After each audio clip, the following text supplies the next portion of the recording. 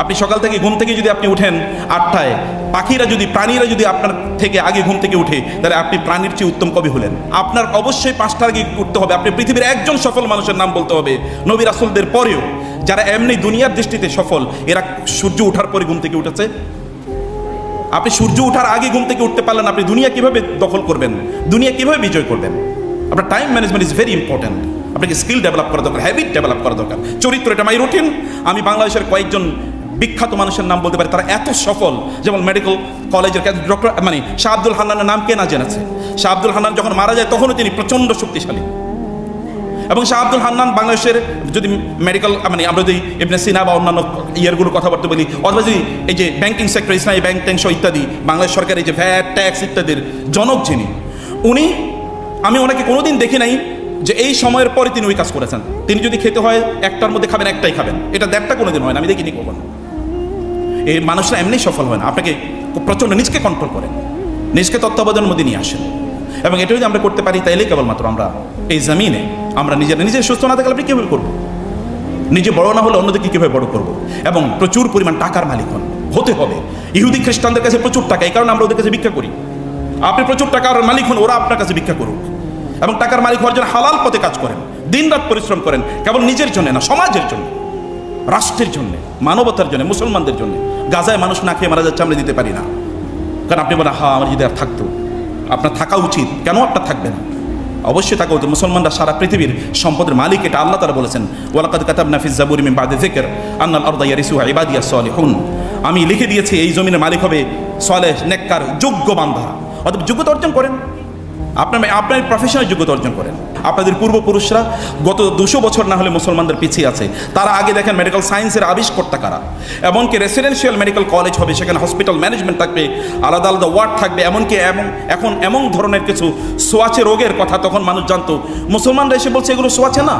টিকা আবিষ্কার করেছে মুসলমানরা। এমন অসংখ্য রোগ যেগুলো মানুষ চিন্তাও করতে পারতো না, যেগুলোর কথা কুষ্ঠরোগীদেরকে জীবন্ত হত্যা করা হতো, সেই রকম একটা জায়গায় এসে বলো না এটা কোনো ছোঁয়াচে রোগ না। আপনার সেই রক্ত তো আপনাদের শরীরে প্রবাহিত, আপনারা কেন হবেন না? কেন আপনারা থাকার পরেও আপনারা এত মুসলিম যুবক এবং যুবতীরা মেডিকেল কলেজে পড়েন, আপনার মেডিকেল সায়েন্টিস্ট হবেন অথবা আপনার মেডিকেল প্র্যাকটিশনার হবেন, কেন আমাদেরকে অন্য জায়গায় যেতে হবে? খ্রিস্টান, ইহুদি, হিন্দু, বৌদ্ধদের কাছে কেন আমাদেরকে চিকিৎসায় যেতে হবে? আপনি আপনার লেভেলে কেন শ্রেষ্ঠ হবেন? আপনার নবী তো কোনো একটা জায়গায় হি ওয়াজ সেকেন্ড টু নান। তিনি তো কারো কোথাও কোনো ক্ষেত্রে তিনি সেকেন্ড ছিলেন না। তাহলে আপনাকে অবশ্যই ফার্স্ট হতে হবে, আপনাকে ফোকাস হতে হবে। আপনি অ্যাভারেজ মানুষ হওয়ার কোনো প্রয়োজন নেই। আপনার সময়ে আপনি কোথায় ব্যয় করেন, আপনার রাসূল কী করেছে, যে আপনাকে স্ট্রাগল করতে হবে। আপনার সময় কেবলমাত্র আপনি বলবেন আমার সময় নাই, আপনার সময় কেবল স্ক্রিনে চলে যায়। আপনি প্রোডাক্টিভিটি অ্যাপ ব্যবহার করে দেখেন কতটুকু সময় আপনার স্ক্রিনে যায়। আপনি ইনভেস্ট করেন আপনার নিজের পেছনে, আপনার রাসূলের দিকে তাকান। ছোটোবেলায় তিনি কি তার নিজের পেছনে ইনভেস্ট করেছেন? তিনি কোনোদিন গান শোনেন নাই, তিনি কোনোদিন মূর্তি পূজা করেন নাই। তার পার্সোনালিটি এরকম ছিল যে তার দাদা, ইনি তাকে তার পাশে বসাতেন। তার দাদা কিন্তু সম্রাটের মতো মক্কার, এবং তার আলাদা বসার আসন ছিল, যেমন রাজা বা সম্রাটদের থাকে। তার পাশে তিনি মুহাম্মদকে বসাতেন। তার বয়স তখন 8 এবং 9, এবং তিনি বলতেন আমি আমার এই নাতির মধ্যে দেখেছি একটা পার্সোনালিটি, এবং সে ভবিষ্যতে অনেক বড় কিছু হবে। আপনার পার্সোনালিটি অবশ্যই থাকতে হবে। আপনি আরেকজনের গান কেন শুনবেন? আপনি কেন সেলিব্রিটি নিজে হবেন না? অন্য সেলিব্রিটির পেছনে কেন আপনি সময় ব্যয় করবেন? আপনি আরেকজনের পেছনে সময় ব্যয় করেন কেন? আপনার নিজের পেছনে সময় ব্যয় করুন।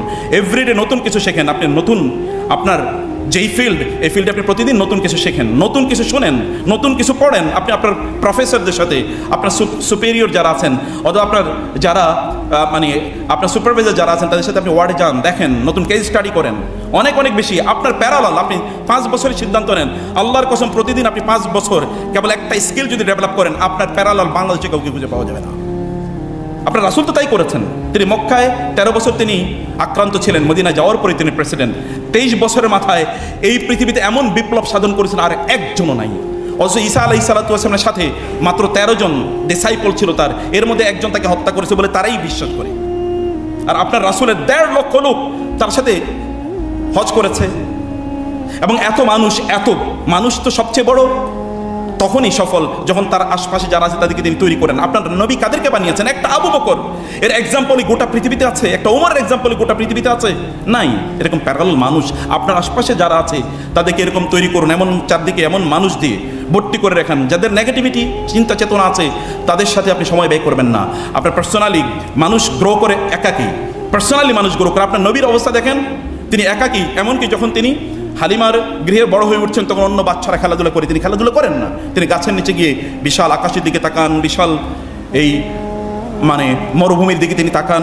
রাসূলুল্লাহ আপনার নবী, এবং তিনি হেরা গুহাতে গিয়ে তিনি সেখানে চিন্তা করেন এই সমাজ যা হচ্ছে তা ঠিক না। আপনি কোলাহলের মধ্যে কোনোদিনই আপনার নিজের থটটা, আপনার নিজের ইউনিকনেস এটা কোনোদিনই আপনি তৈরি করতে পারবেন না। আপনি রাতের অন্ধকারে তাহাজ্জুদে দাঁড়িয়ে যান, আপনার রবের সাথে কানেক্টিভিটি বাড়ান।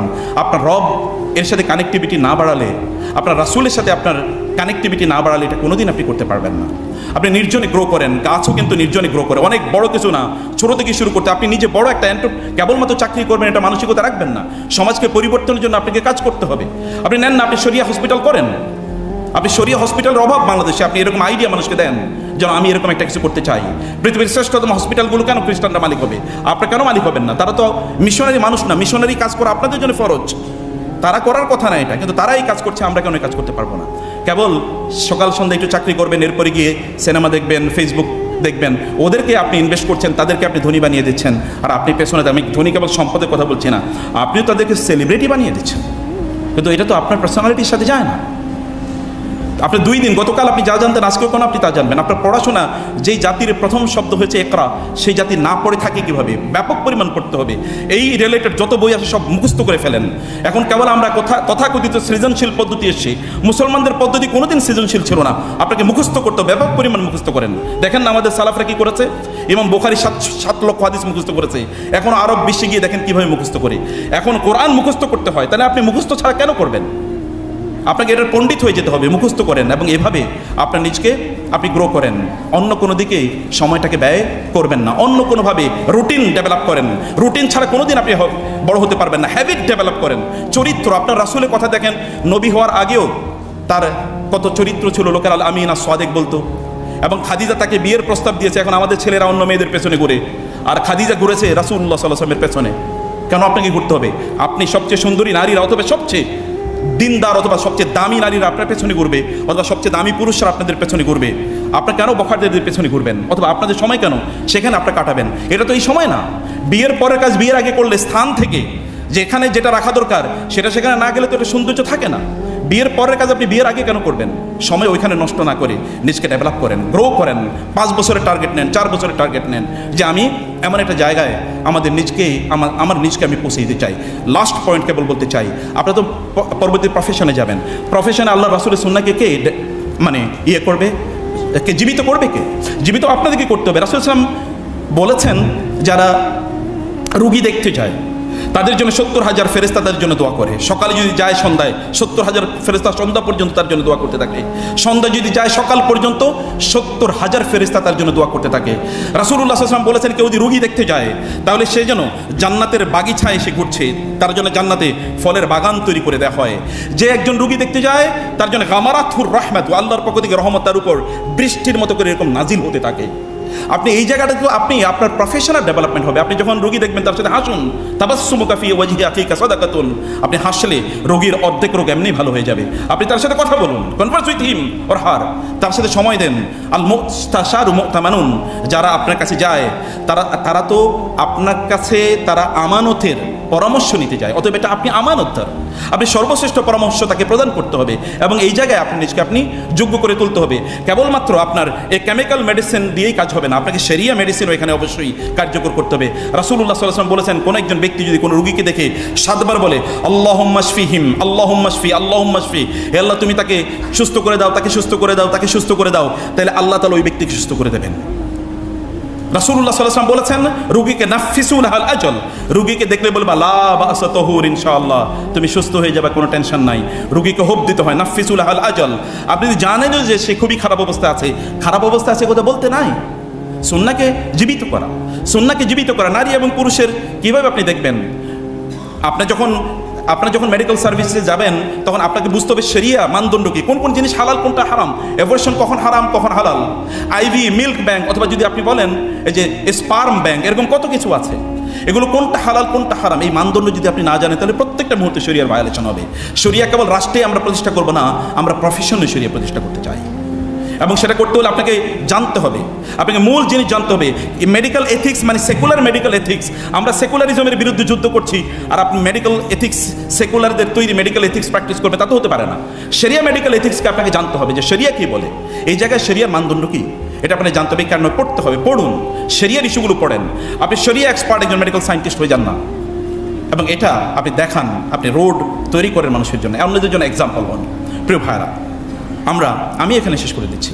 আমি কেবল আপনাদেরকে যে নাসিহাটি করতে চাই, তো প্লিজ অ্যাভারেজ মানুষ হয়েন না, প্লিজ আপনার নবীর মতো হন, তার সুন্নাটাকে, এটা আইডেন্টিটি, আপনার আইডেন্টিটি নিয়ে গর্ব করা শিখুন, এটাকে নিয়ে গর্ব করা শিখুন। এবং আবারও বলছি, কিছু ট্রেড, কিছু হ্যাবিট তৈরি করেন। আপনার নিজের শরীরটাকে সুস্থ রাখেন, মনে রাখবেন আপনার নিজের ডক্টর। এখন আমাদের দেশ দেখেন, আমি জানি না এখানে কেন আজকে এত কম উপস্থিত, কিন্তু মেজবানি হয়েছে এখানে। এখন মেজবানি মানে প্রচুর পরিমাণ খাবেন। আপনি জানেন রাসূলুল্লাহ সাল্লাল্লাহু আলাইহি ওয়াসাল্লামকে এই কথা বলেন নাই, আমরা এমন একটা জাতি, যে জাতি যখন খাই তখন পেট ভরে খাই না, আর যদি আমরা খুবই ক্ষুধার্ত না হই তাহলে আমরা খাই না, ক্ষুধার্ত না হলে খাই না, যখন খাই তখন পেট ভরে খাই না। আয়েশা রাদিয়াল্লাহু তাআলা বলেছেন, মুসলমানদের মধ্যে সর্বপ্রথম বেদাত শুরু হয়েছিল বেশি খাওয়ার মধ্যে, এবং আপনাদের পিতা আদম আলাইহিস সালাম কিন্তু জান্নাত থেকে পৃথিবীতে এসেছেন খাওয়ার কারণে, তাই না? আল্লাহ তাআলা বলছেন ওই গাছের কাছে যেও না, এবং ওই গাছের কাছে গিয়েছে, ওইখানে খেয়েছে। খেয়ে মানুষ কোনোদিন বড় হয় না, না খেয়েই বড় হয়েছে। না খেয়েই খাবারের পেছনে আমার এত সময় কেন যাবে? আপনার স্বাস্থ্য আপনি কবে সুস্থ রাখবেন? আপনার খুবই দামি ফেরারি গাড়ি, সে ফেরারি গাড়িতে যদি আপনি কোকা কোলা ঢুকিয়ে দেন, তাহলে কি আপনার গাড়ি চলবে নাকি? নো, আপনার গাড়ি তো, ইঞ্জিনটা তো ফেরারির চেয়ে অনেক অনেক দামি। এই ইঞ্জিনের উপর ভিত্তি করে আপনি মানব জাতির সার্ভিস করবেন, আপনার দিনকে, আল্লাহর শরিয়াকে কায়েম করবেন এই পৃথিবীতে। আপনার শরীরেই আপনি দাঁড়াতে পারেন না, কোমর, ডক্টর অবশ্যই নিশ্চয়ই তার আমাদের চেয়ে অনেক বেশি শক্তিশালী। আপনার নবী তো 63 বছর বয়সে তিনি বসে নামাজ আদায় করেন নাই, তিনি তো সুস্থ, পরম সুস্থ, এবং তিনি আল্লাহর কাছে দোয়া করতেন, আল্লাহুম্মা ইন্নী আসআলুকাল আফওয়া ওয়াল আফিয়াতা ফিদ দুনিয়া ওয়াল আখিরা। আপনাকে শারীরিকভাবে শক্তিশালী হতে হবে, মানসিকভাবে শক্তিশালী হতে হবে, ব্যায়াম করতে হবে। তিনি ছোটবেলায় ব্যায়াম করেছেন। মরুভূমিতে যেখানে কোনো আপনার নাই, পুকুর নাই, তিনি বলেছেন তোমরা সাঁতার কাটবে। আপনি সকাল থেকে ঘুম থেকে যদি আপনি উঠেন 8টায়, প্রাণীরা যদি আপনার থেকে আগে ঘুম থেকে উঠে, তাহলে আপনি প্রাণীর চেয়ে উত্তম কবি হলেন। আপনি সকালবেলা কেউ, আপনি এত রাতে আপনাকে কেন জেগে থাকতো? আপনি ডক্টর, আপনার ডক্টর, আমি এটা আপনাদের কথা জেনেই বলছি, আপনার ডক্টর আপনারাই বলেন early to bed and early to rise makes him healthy, wealthy and wise. আপনি কবে আগে ঘুমাতে যাবেন? আপনাকে আগে অবশ্যই ঘুমাতে যেতে হবে। আর যদি আগে ঘুমাতে নাও যেতে পারেন, আপনার অবশ্যই 5টার আগে উঠতে হবে। আপনি পৃথিবীর একজন সফল মানুষের নাম বলতে হবে, নবী রাসূলদের পরেও, যারা এমনি দুনিয়ার দৃষ্টিতে সফল, এরা সূর্য ওঠার পরে ঘুম থেকে উঠেছে। আপনি সূর্য ওঠার আগে ঘুম থেকে উঠতে পারলেন, আপনি দুনিয়া কিভাবে দখল করবেন, দুনিয়া কিভাবে বিজয় করবেন? আপনার time management is very important. আপনাকে স্কিল ডেভেলপ করা দরকার, হ্যাবিট ডেভেলপ করা দরকার, চরিত্র, এটা মাই রুটিন। আমি বাংলাদেশের কয়েকজন বিখ্যাত মানুষের নাম বলতে পারি, তারা এত সফল, যেমন মেডিকেল কলেজের ডক্টর শাহ আব্দুল হান্নানের নাম কে না জেনেছে? শাহ আব্দুল হান্নান যখন মারা যায় তখনও তিনি প্রচণ্ড শক্তিশালী।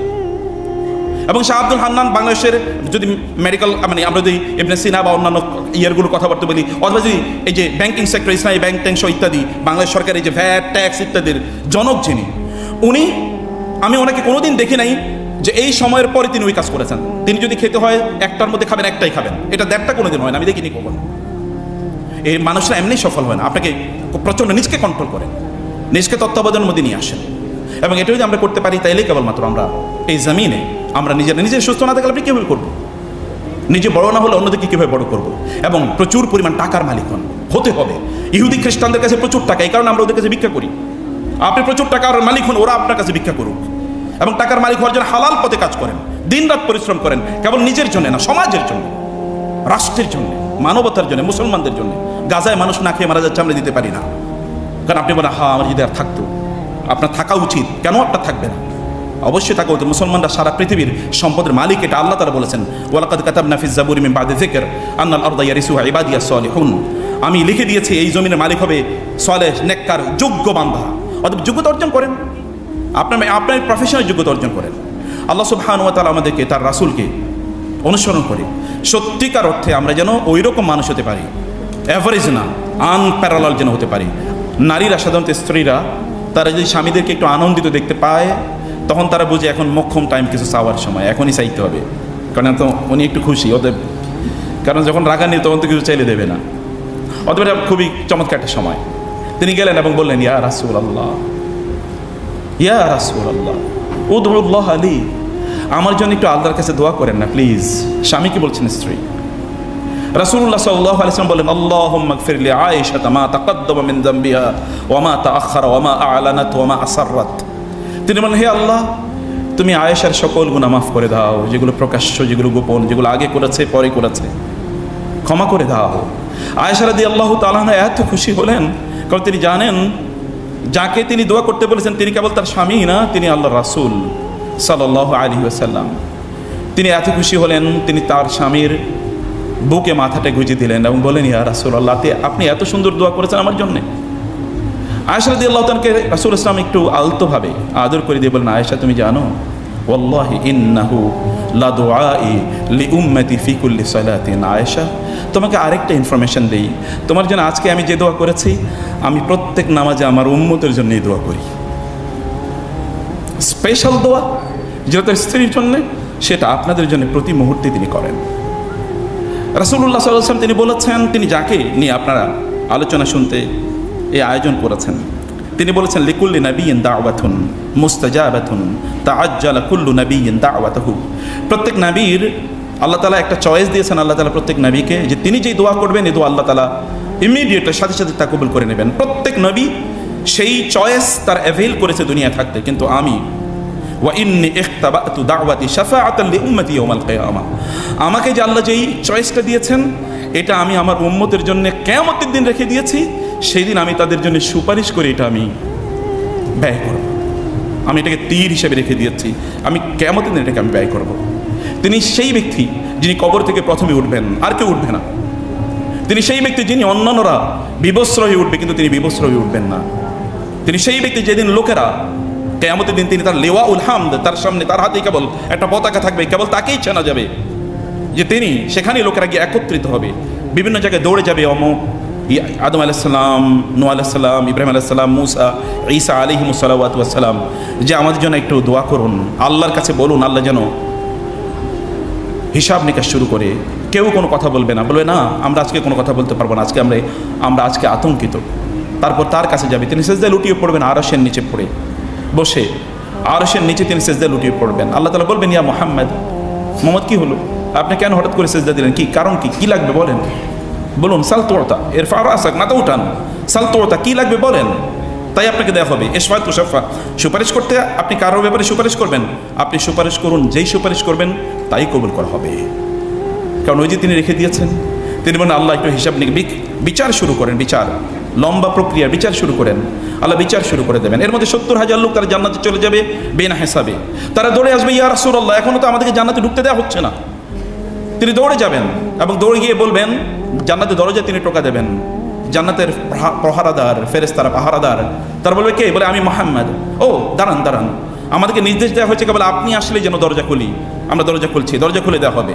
70,000 লোক, 70,000 আমি জানি না, 70,000 বলতে আরবরা অনেক ব্যাপক সংখ্যাকে 70,000 বোঝায়। এটা সংখ্যা কেবল, এটা কোনো স্পেসিফিক নাম্বার না, এটা মূলত একটা অনেক বিশাল নাম্বার বোঝানোর জন্য, হিউজ নাম্বার বোঝানোর জন্য এটা বলা হয়। তারা দাঁড়িয়ে আছে, ফেরেশতারা দরজা খুলবে, অন্যরা প্রবেশ করতে চাইবে, ফেরেশতারা বলবে নো, বলবে যে ইয়া রাসূলুল্লাহ, আপনাকে আগে জান্নাতে প্রবেশ করতে হবে, আপনি ঢুকবেন, এরপরে অন্যরা ঢুকতে পারবে, এর আগে কেউ ঢুকতে পারবে না। কিয়ামতের দিন আল্লাহ সুবহানাহু ওয়া তাআলা তাকেই কেবলমাত্র প্রথম পুলসিরাত পার হওয়ার সুযোগ করে দেবেন। কেবলমাত্র তিনি সেই ব্যক্তি যাকে আল্লাহ সুবহানাহু ওয়া তাআলা এতটা মর্যাদা প্রদান করেছেন, যে মর্যাদার কারণে প্রায় 23,000 বার থেকে 30,000 বার জিবরিল আলাইহিস সালাতু ওয়াস সালাম সে আরশে আজিমের, সে সিদরাতুল মুনতাহার কাছ থেকে এই পৃথিবীতে বারবার ছুটে এসেছেন রাসূলুল্লাহ সাল্লাল্লাহু আলাইহি ওয়াসাল্লামকে বিভিন্ন ক্ষেত্রে দিক নির্দেশনা প্রদান করার জন্যে। তিনি এমন একজন ব্যক্তি যাকে তার পরিবারের লোকেরা ইয়া রাসূলুল্লাহ ছাড়া বলে না। Every great man is a কমনার in his family. যত বড় মানুষই হোক না কেন, তার ফ্যামিলি মেম্বারের কাছে, তার স্ত্রীর কাছে তিনি তার স্বামী, সন্তানদের কাছে তিনি বাবা, এবং মা বাবার কাছে তিনি সন্তান। কিন্তু তিনি এমন মানুষ, তার স্ত্রীরা কোনোদিন তাকে ইয়া মুহাম্মদ বলে না, বলে ইয়া রাসূলুল্লাহ। তার কন্যারা তাকে বলে ইয়া রাসূলুল্লাহ, তার চাচারা তাকে বলে ইয়া রাসূলুল্লাহ, তার কাজিনরা তাকে বলে ইয়া রাসূলুল্লাহ, তার ফুফুরা তাকে বলে ইয়া রাসূলুল্লাহ। যারা তাকে বড় করেছে, লালন পালন করেছে কোলে পিঠে করে, তারাও তাকে বলে ইয়া রাসূলুল্লাহ, কোনোদিন বলেন ইয়া মুহাম্মদ। তিনি এমন মানুষ, তিনি এমন একজন ব্যক্তিত্ব তিনি এমন একজন ব্যক্তিত্ব যার চেহারার মধ্যেই সত্যের ভাব ফুটে ওঠে। এই জন্য সালমান আল ফারিসি রাদিয়াল্লাহু তাআলা আনহু তিনি, অথবা আব্দুল্লাহ ইবনে সাল্লাম, যিনি ছিলেন ইহুদিদের মধ্যে সবচেয়ে বড় পণ্ডিত, আব্দুল্লাহ ইবনে সাল্লাম তিনি যখন মদিনায়